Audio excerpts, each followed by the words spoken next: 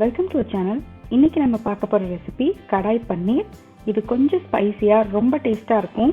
இதை நீங்கள் ரோட்டி, சப்பாத்தி, நான் கூட சர்வ் பண்ணலாம். வாங்க எப்படி செய்யறதுன்னு பார்க்கலாம். நம்ம சேனல் சப்ஸ்கிரைப் பண்ணாதவங்க சப்ஸ்கிரைப் பண்ணிக்கோங்க. பக்கத்தில் இருக்க நோட்டிஃபிகேஷன் பெல் ஐக்கான் ப்ரெஸ் பண்ணி அதில் ஆல் அப்படிங்கிற ஆப்ஷன் செலக்ட் பண்ணிக்கோங்க.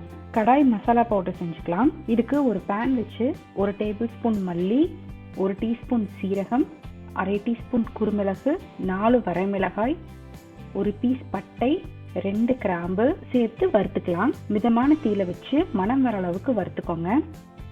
இதை ஆற விட்டுட்டு ஒரு பவுடரை அரைச்சி எடுத்துக்கலாம். பவுடர் இந்த அளவுக்கு கொஞ்சம் கொரகொரப்பா இருக்கணும். இப்போ இதே பேன்ல 2 டீஸ்பூன் எண்ணெய் ஊற்றிக்கோங்க. 3 பல்லு பூண்டு, 1 துண்டு இஞ்சி, 1 கப் வெங்காயம் சேர்த்து வதக்கிக்கலாம். வெங்காயம் நல்லா சிவக்க வறுத்துக்கோங்க. இந்த அளவுக்கு வெங்காயம் வதங்கினதும் 1 கப் தக்காளி, 10 முந்திரி பருப்பு சேர்த்துக்கலாம். தக்காளி நல்லா சாஃப்டா குக் ஆகணுங்க. அவ்வளோதான். இப்போ இதை ஆற விட்டுட்டு நல்லா மைய அரைச்சி எடுத்துக்கோங்க.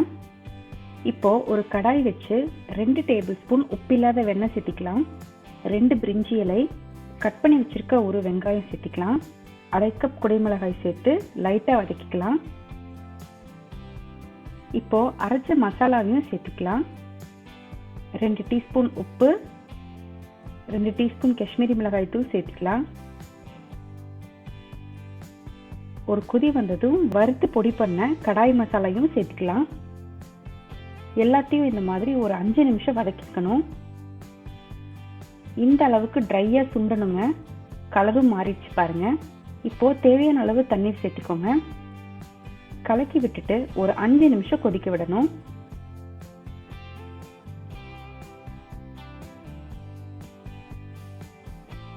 இந்த அளவுக்கு கிரேவி திக்கானதும் 200 கிராம் பன்னீர்,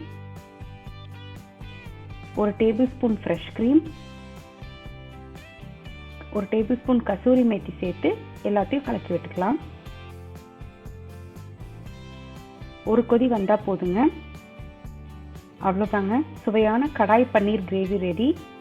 நல்ல மணமா இருக்கு, நல்ல ஸ்பைசியா சூப்பரா இருக்குங்க. கண்டிப்பா இந்த ரெசிபி செஞ்சு பாருங்க. நன்றி.